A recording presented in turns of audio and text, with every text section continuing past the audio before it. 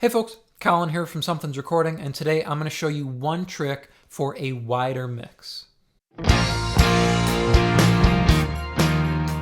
We're going to be talking about width today, but before we dive in, if you're ready to go a little bit deeper into the mixing process and really start to hone your workflow, then I have just the thing for you. It is my 7-step mixing checklist. It's a simple PDF that will guide you through the entire mixing process, step by step, to help you get professional and radio-ready mixes without the hassle and without the guesswork. It is completely free, and you can download it below using the link in the video description. Now let's jump in here and take a look at how we're going to widen this mix. There are a couple things I take into account before widening my mix, and of course, I don't want to widen the bass. So that's what I want to take into account. That's what I want to consider before I start widening things, is what do I want to widen? Usually for me, it's just the music, just the main music tracks. So guitars, keys, vocal effects, background vocals. I don't want to widen my kick. I don't want to widen my snare. The reverb on the snare, that's fine if I wanted to widen that. I don't want to widen my bass, tambourine. I don't want to push my toms out any further. I don't want to ruin the stereo spectrum of my drums. And I don't want to widen any of this stuff down here. So claps and vocal hi-hats and stuff like that. What we're going to do is you want to pick what you're going to widen. So I want to widen all my electrics here. So we'll make sure everything's sending to electrics. I want to widen my acoustics, my keyboards, and we'll do the background vocals as well. So what I'm going to do is I'm going to come down here and I'm going to create another bus, and I'm going to call this width. So our width bus is going to be everything we're going to widen. So we'll send our electric guitars here. We'll send our acoustics. I didn't mean to do that. We'll send our acoustics, our keys. We'll start with just those. So we'll send all of these to the width bus. We'll send our 2 sets of background vocals to the width bus as well. So now we can solo up just our width bus. I'm going to change the color of it. And we can kind of, and then we want to send this back into our mix bus as well. So let's take a listen to just our width bus here.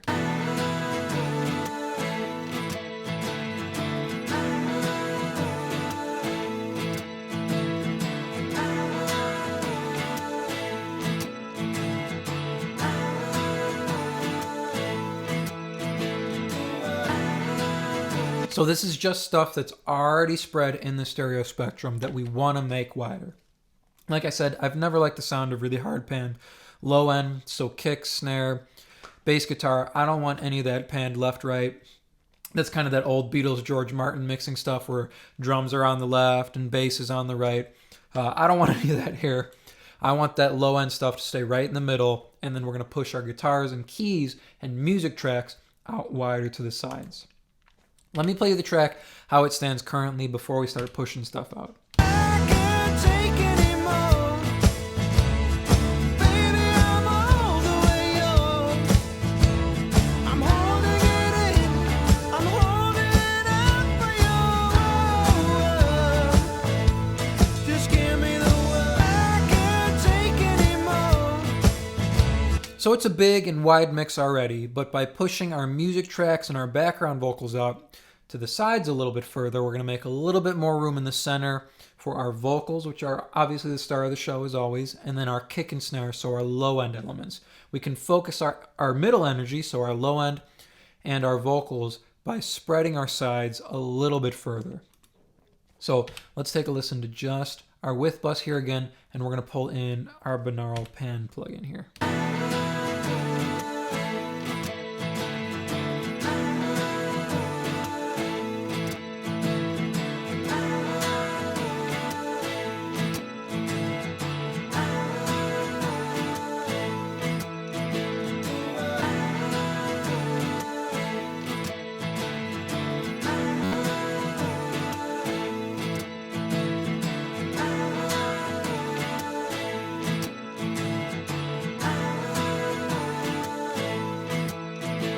So for me, this is usually a pretty subtle process. I'm already digging where it sounds at only 108%, so we're only 8% up from 100% width, so that's full left, full right. Just pushing it out 8% further.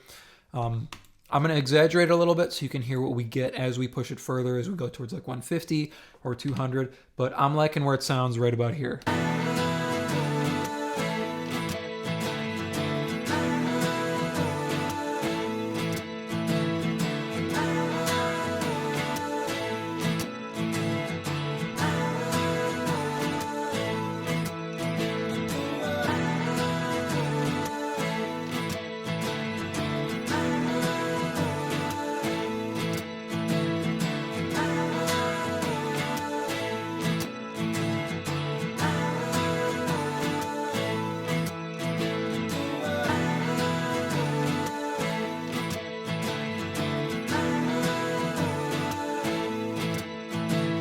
You can hear the further we push it out, the wider we get, the less natural it sounds, and the less real it sounds. All the way out at 200%, it sounds very strange, very wide, and you can feel it get louder as we go out wider. We don't want to increase our presence of volume or our perception of the volume that much. We don't want it to be that noticeable. We just want to push things out to the side a little bit. So we're going to stay here at 110. It sounds natural to me. It sounds wider, and we make a little bit of space in the center for our vocals and for our kick drum, our low end, so our bass guitar. Let's put this back in the rest of the mix now and see what we have. We'll do an A-B here. So we'll start without it, and then we'll kick it in. You can hear how our music, our background vocals, pushes out to the side a little bit further, and we kind of carve a space in the center for our vocals and our low end, excuse me. I can't take anymore. Baby, I'm all the way yours. I'm holding it in. I'm holding out for your word. Just give me the word. I can't take anymore. Baby, I'm all the way yours. I'm holding it in. I'm holding out. That's nice right there. It's a nice little energy lift, a nice little expansion of the width. Our vocals feel a little bit more present in the middle. Our kick and bass sound a little bit stronger because we have a little bit more space carved out in the middle for them to sit, for them to shine through. And then our music, our guitars, our background vocals have their spot on the side of the mix to shine through. Now, we can take this one step further.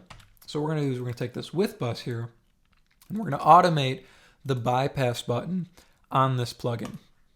So we're going to come up here, we're going to automate our bypass, and we're going to take this bus and make sure it's not inside with anything else.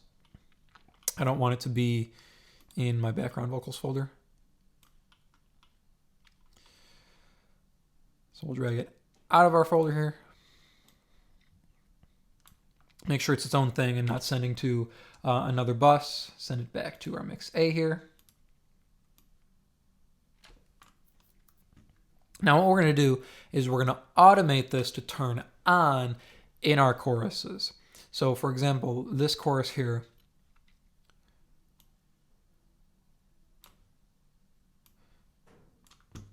we're going to make sure our bypass is turned off during our chorus. Oh, I have it flipped. I have it the opposite way. Let's redo that here. So let's have our bypass on for the whole song. And then when we get to our chorus section, we're going to unbypass this. So we're going to turn on our plugin. So our mix is going to get wider during our chorus section. So take a listen to what this sounds like.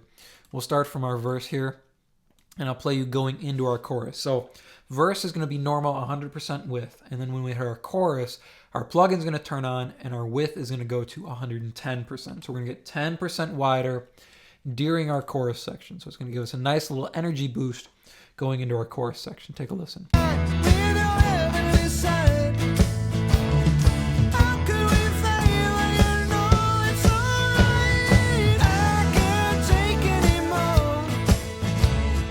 Baby, I'm all the way yours. I'm holding. Now let me play you that same section without this plugin in, so completely turned off here.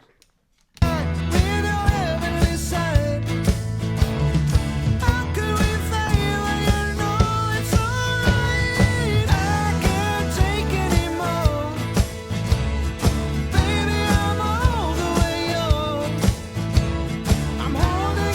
So we have a little bit of lift, but that's stuff that's baked into our track, right? More instruments come in, our background vocals come in, but we can take that a step further by widening when we go into our chorus. So same section one more time. Take a listen to how our width kicks out as we jump into our chorus section.